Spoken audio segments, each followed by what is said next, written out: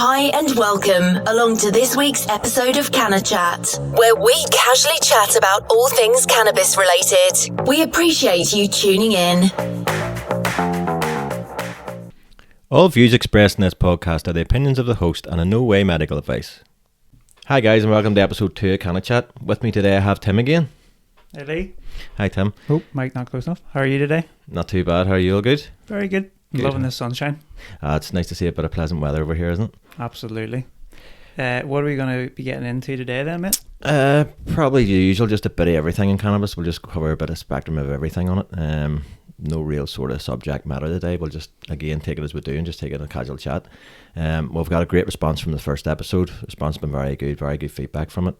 Everybody did enjoy it, but appreciate you like and subscribe on the YouTube. Thank you very much. Today we're basically going to cover a bit about the endocannabinoid system.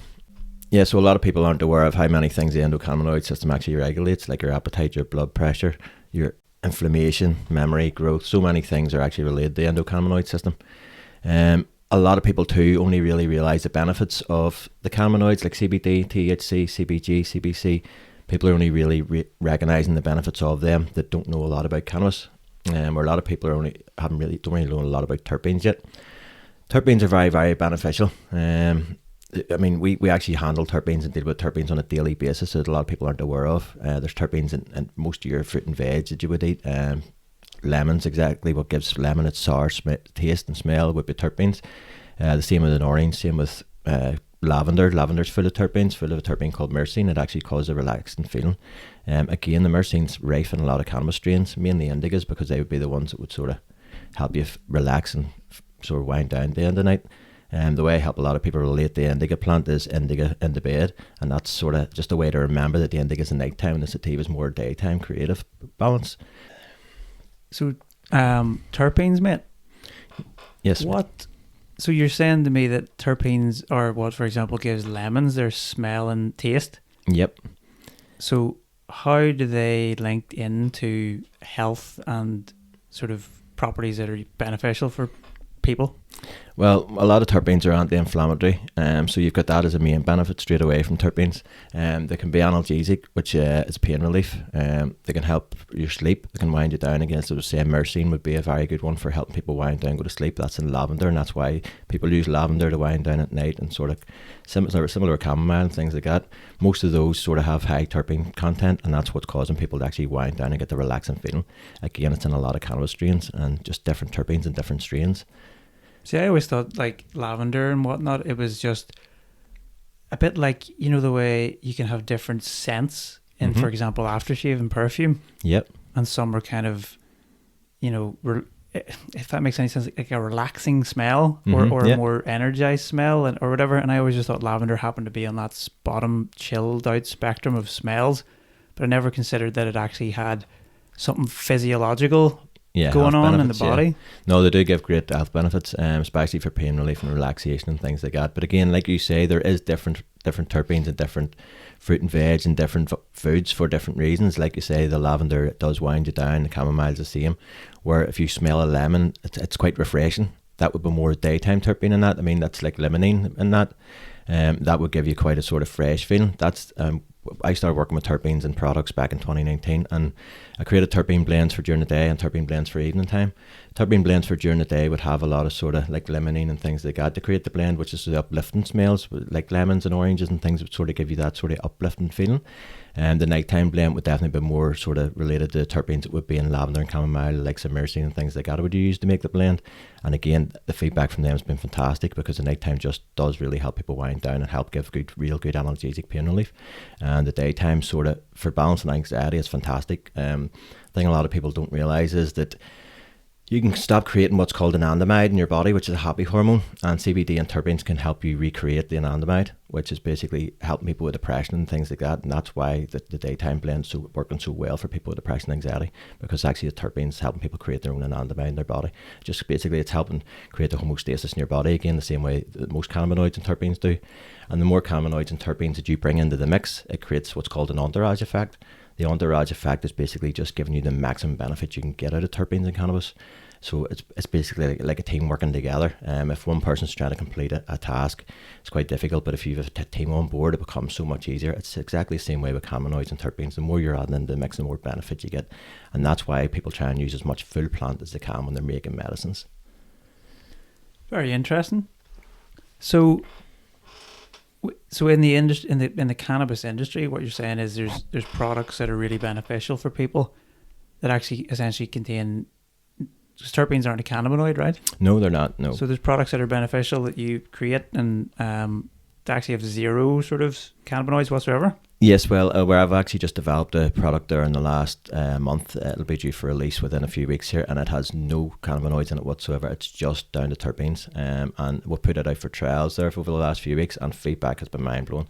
And people can't get over the fact that there is no CBD in it, but it's proven the misconception that CBD is just the miracle cure, because it's not. Certainly very beneficial, but I think it's overrated in the whole industry as regards other terpenes and cannabinoids can be just as beneficial, if not more beneficial.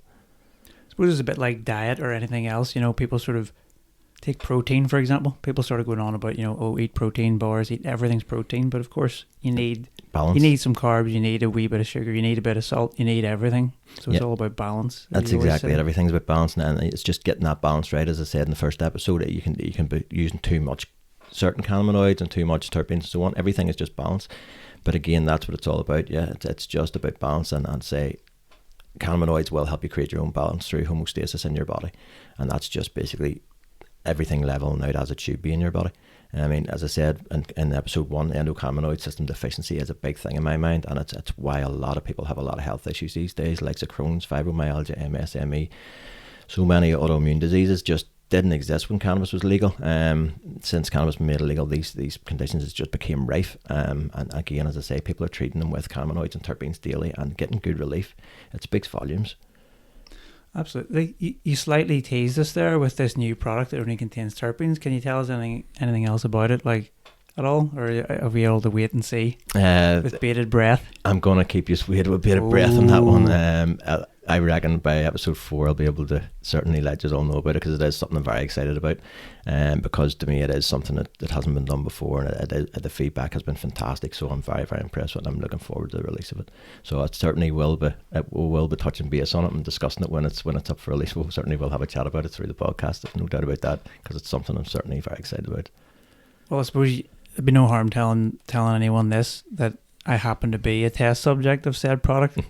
So yeah, I'm a huge fan myself. Yep, very much so. I say feedback has been very, very good on it.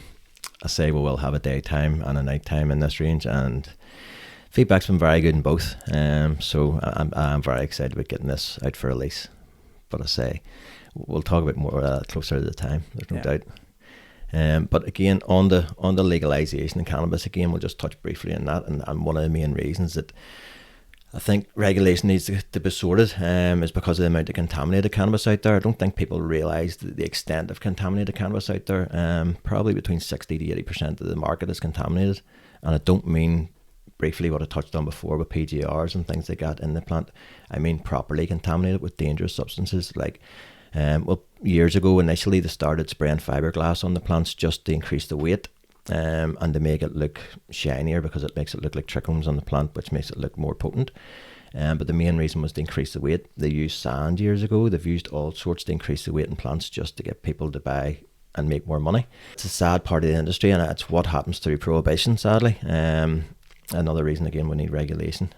But the thing about it is now it's became more dangerous. Years ago, yes, they were spraying fiberglass and such like on the plant, but nowadays they're spraying what's known as spice on the plants. Spice is often mistaken for cannabis because it's a synthetic cannabinoid. So basically it's a cannabinoid that's been recreated in a lab from scratch. Synthetic cannabinoids should never be mistaken for real cannabinoids because they're totally different. There's a lot of side effects come from spice. There's a lot of children, teenagers and so on have basically ruined their lives through taking spice. I've seen it myself throughout Belfast city centre many a time. Children standing outside the back of Castle Court staring into the sky, lost. It's a sad state of affairs to see, but again, it's through prohibition. It's one of the sad side effects of prohibition. Again, it's just something I wanted to briefly touch base on of why I firmly believe that this should be addressed, because there's so many children just being forgot about out there. I mean, cannabis has so many benefits, like I said, when it's used correctly. We can use everything and abuse everything that has benefits, certainly. It's just using it correctly, and sadly, that's one of the things off the back of prohibition is the contaminated cannabis out there. And I would seriously imagine it would be between 60 to 80% of the industry. Ooh. That's a huge amount. So what would the case be if you were smoking cannabis that had fiberglass on it? Well, Cancer, certainly, I suppose. I would imagine so long term, and it's certainly going to be very bad for your lungs. Yeah, I mean, look at asbestos, doesn't it? Breathing it in years ago, working with it was dangerous for people. So I would imagine fiberglass wouldn't be that much different. And I mean, if you're smoking it, it's going to be a bit more dangerous than breathing it in. Mm-hmm. But again, that's one of the few things they used years ago. I say the spice is a big concern now because mental health wise, I mean, we've got enough mental health issues as it is with the younger generation without them smoking this spice. Absolutely. I mean, don't get me wrong, it's not just the younger ones that are getting tainted with this spice in their cannabis. It's older people too that are maybe trying to get cannabis for health reasons, but they have to go through the black market because of the way the industry is, sadly. And these people are sadly smoking this stuff too. And the thing about spice is a lot of I've watched documentaries and stuff on Vice and different places about the spice, and they're contaminating a lot of the cannabis, not heavy enough to give the kids the messed up, lost feeling they get from the spice, where they're staring at the ceiling in a world of their own. But it's giving them enough to get that addiction, that crave for more. I mean, one of the dealers on a Vice documentary had actually explained that people were coming back to him a week later when he had really, really high quality cannabis, and they didn't want the high quality cannabis. They wanted the stuff he had before, the stuff he had a week ago, which he knew was contaminated and laced with spice. I say it's not giving them enough to get them off their nut, but it's giving them enough of a buzz to give them that addictive feeling to where they want that the next week. They're not getting it from good quality cannabis, that feeling of addiction, craving, settling, but they're getting it when they smoke that spice again. And that's the sad reality of it, because cannabis itself is not addictive. You can certainly become addicted to the escape of life that you can get from cannabis, like anything you can. Any enjoyment, I mean, you can get that from anything that's enjoyable, that escape from life, but cannabis itself isn't addictive. Yeah, I've came across a few people on that spice is the one they talk about. It zombifies people. That's exactly the one. I mean, like I say, you would see children just teenagers at the back of Castle Court just standing and staring into the sky, wouldn't even know you're standing beside them. I mean, it's very heartbreaking, to be honest, when you do walk about and see that. Would you have any practical tips for people to be able to differentiate between it and? That's the problem. Cannabis? It's so hard to define now, and it's so hard to see it. You can't really feel it in the plant because it's that in the plant that day, but sprayed in the plant when the plant's drying, so it gets sort of soaked into the plant to a degree, to where you can't physically tell it's on the plant. It's so hard to just find good clean cannabis in a black market. Sadly, I say there's so many people out there to make money, and not everybody in the black market is out to help people's health. Don't get me wrong, there's a lot of people out there are out to help people's health, because there has to be, because of regulation, because of prohibition. People need the help health wise. But obviously there's a lot of recreational use out there too, but both people are taking this hit of contaminated cannabis, and again, it's just down to prohibition. Yeah. As your little clip that I loved on TikTok said, like Warren G says, you got to regulate. You do, indeed, exactly. I say, I'm a great believer that that's one of the problems with the whole industry. Regulation has to happen. And that's one of the main reasons. Another main reason is because cannabis shouldn't be people's last choice. It always seems to be people's last choice. I mean, and that's through the stigma that's created through the reefer madness years ago that we're all had drummed into us. I mean, that stigma's real hard to shake when it's been drummed into for so long. But I mean, years ago, the media accused cannabis of making people rape women and all sorts of crazy stuff if they smoke cannabis. I mean, that was this crazy stigma that was pushed on cannabis at the start. It's unbelievable. Do you know what I mean? I mean, I'm no fan of alcohol. Pure propaganda, basically. Yeah, but it really is pure propaganda. I mean, everybody can see through that now. Everybody, I would imagine, knows someone that uses cannabis, either medicinally or recreationally now, because it just is so popular now, and rightly so. Like I said, it should be used medicinally and recreationally. There's no reason it shouldn't be. What I'll briefly touch on again too is I mentioned cannabinoids last week, and I should have really mentioned how cannabinoids can change. Inside the plant, when a plant's grown, all your cannabinoids are acid form. So your cannabinoids will actually be, instead of being CBD in a plant, it'll be CBDA. Instead of being CBG, it'll be CBGA, and so on. They'll all have an acid precursor to them. Okay, so once the way to change that and to process cannabis to get different medical benefits, sometimes more so, It was always believed more so, but now a lot of research is pointing into the acidic forms have actually got a lot of health benefits too. But before, everybody was doing what they call decarboxylating cannabis. It's a process that when you heat cannabis, the acid form changes to unacid. So it's basically CBDA will change to CBD, CBGA will change to CBG, THCA will change to THC. Okay, now when these molecules change, they become different. They have different properties. So THC, when it's raw in a plant form, so when it's THCA, it's actually not psychoactive to the same degree. It's very, very, very minimal. But when you heat cannabis and change it from THCA to THC, that's when it becomes potent and becomes psychoactive. Okay. Oh, okay. So that's something that a lot of people don't realize. So when people someone actually uses a plant and juices a plant and stuff, they're getting the full benefit of all the cannabinoids, the terpenes, the flavonoids, everything in that plant. But it won't be psychoactive because nothing's been heated to give the psychoactive properties. Okay, that's just one of the brief things I wanted to touch on, and a lot of people don't understand about cannabis. So you can consume THC in its acidic raw form, and it wouldn't be psychoactive at all? Yeah, that's exactly right. Yeah, where when it's heated, it becomes psychoactive. So it's just wee things that I want to touch on throughout the podcast to say we're starting at scratch here. We're doing things from a different perspective. We just wanted to go a different perspective in this and start at scratch because so many people know nothing about cannabis. Understand so many people watching the podcast in the industry know that all this is basics. I totally understand that, but there's so many people watching the podcast from a fresh set of eyes, and that's why I want to cover all angles and try and get as much information out there about cannabinoids, terpenes, and so on as I can, because I just feel that education needs to be pushed out there. Absolutely, especially when you hark back to things you're talking about earlier, like when there's contaminants out there and spice, and plus it's, as you say, everyone knows someone, so it's rife in its use. Yep. So you know what I mean? It's like the cat's out of the bag, so to speak. It's being used, so you may as well be educated. Exactly. The common. There's no denying that people use cannabis. I mean, it's one of the most common used drugs in the world, if you want to call it a drug. Personally, I don't like call it a herb, but at least some people call it a drug. Those that do it would be one of the most commonly used drugs in the world. And the reason being is it's one of the least dangerous drugs in the world. If you look at the list of drugs, alcohol is actually the most dangerous out of them all.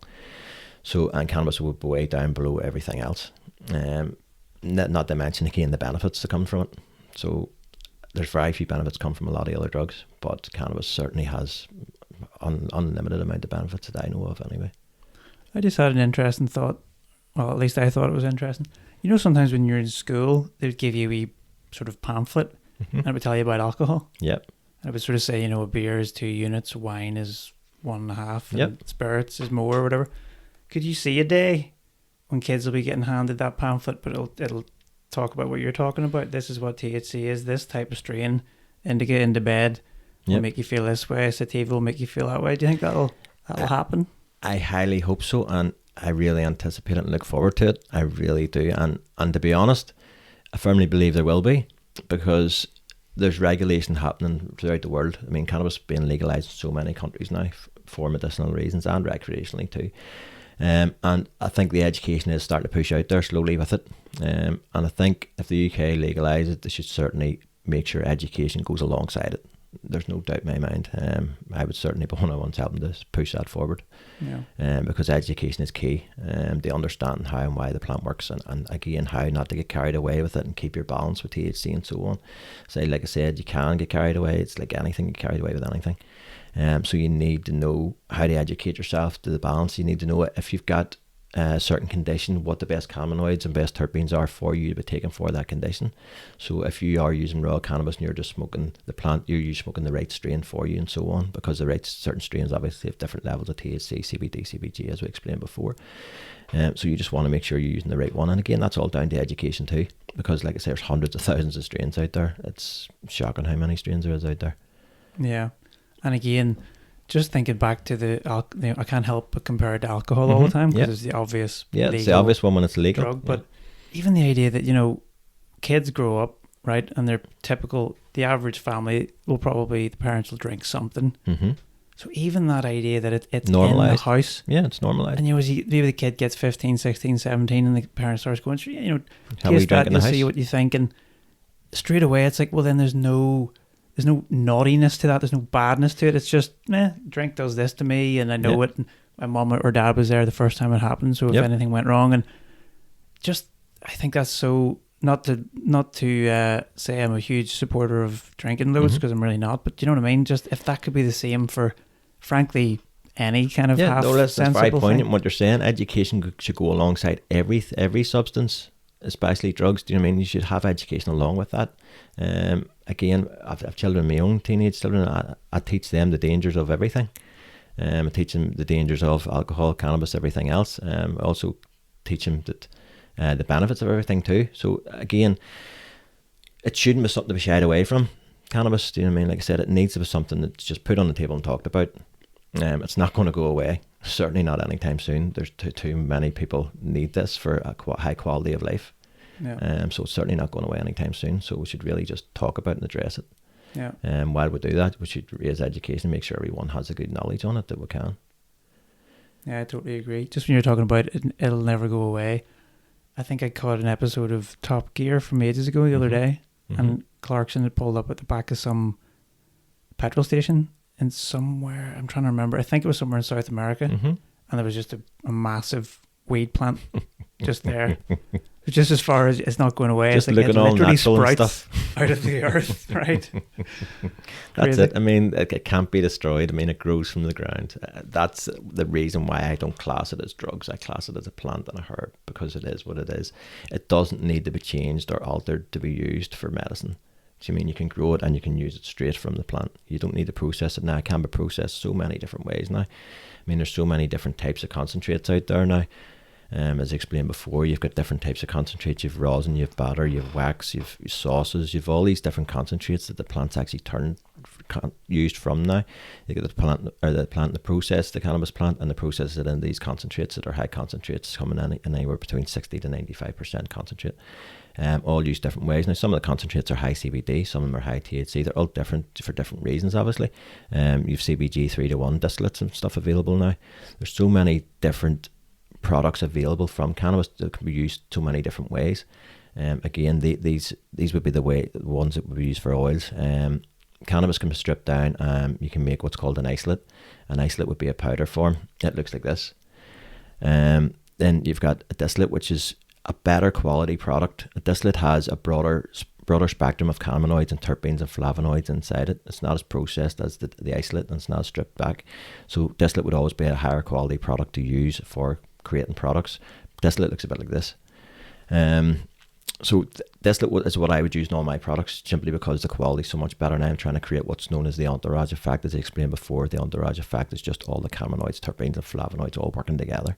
And that's really the goal for everybody that should medicating, is to create that entourage effect to get maximum benefit, but obviously create the entourage effect with a higher concentration of the cannabinoids and terpenes that work for them, for their condition.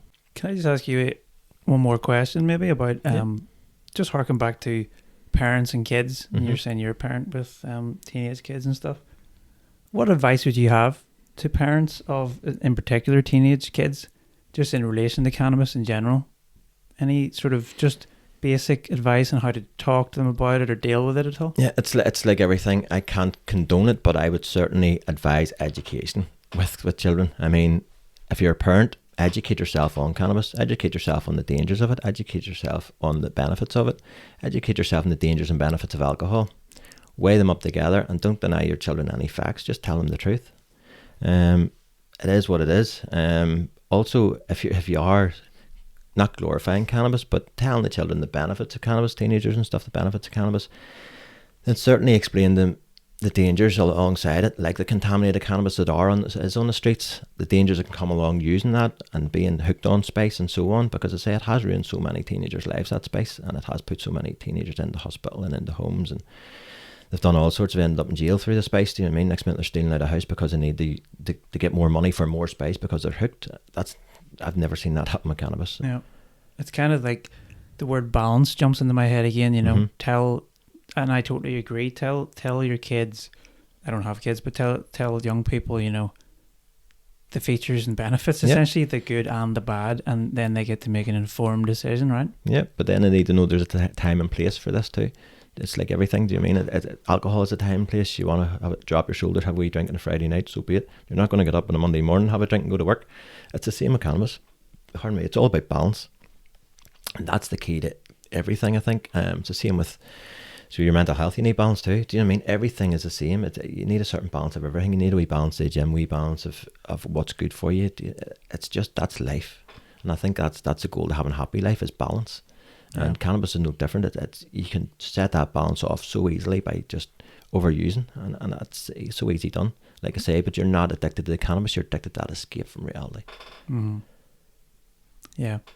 As you say, that can happen with anything, but especially something that can be psychoactive when it's smoked. Yeah. Right? When it's so smoked, it's psychoactive. Yeah, because everybody does like a bit of that escape. And I say, when you say smoked it, most of the time cannabis is still smoked. But there's so many different ways to consume it now, with vaping, and now a lot of boys are doing what's called dabbing, is smoking high concentrated oils, which is the stuff that distillates in the oils and the waxes and batters, explained briefly. Again, we'll go into stuff like that in future podcasts too. Sure. We're going to go into everything. We're going to go into basics about joints, vaping, dabbing. Everything will be covered down the line. There's no doubt. There's nothing I want to sort of miss by the end of the series. Looking forward to it, because I'd love to ask you right now, what's your opinion on the difference between vaping and all that stuff? But yeah, let's keep that. Yeah, we'll get to that. I say we'll wrap this one up for now. That's it's been fantastic chatting with you again, Tim, as always. And if I say anybody that has enjoyed this, if you just want to like and subscribe, and that's on the YouTube here, and if you want to follow us on Spotify, we're on Spotify and Instagram as well. There, just under CannaChat. CannaChat. Mm-hmm. What was that again? Spotify and Instagram. Spotify and Instagram. You're also on all the other sort of under platforms? CannaChat and on all the other platforms like Amazon Music as well. If you want to type in CannaChat, or if you want to certainly shout out, ask your Alexa to play CannaChat there. She'd assist well enough. What a world we live in. I know. In other words, wherever you get your platforms, I was about to say, wherever you get your podcasts. Hopefully wherever you look, you'll find us. That's where it'll be. That's the plan. Hey Alexa, play a CannaChat. I like that. I like that myself. Yeah, well, it was great speaking with you, Lee, as always. Thank you for your time, Tim. I always learn a lot from you. Yeah. Thank you. Thanks very much. Thanks. See you soon. Catch you again. Watch the full video podcast on YouTube at Kaput Network. We'd like to thank you for joining us for this week's episode. We'll catch you again soon for some more CannaChat. And remember, the real crime is knowing cannabis can help others, but doing nothing about it.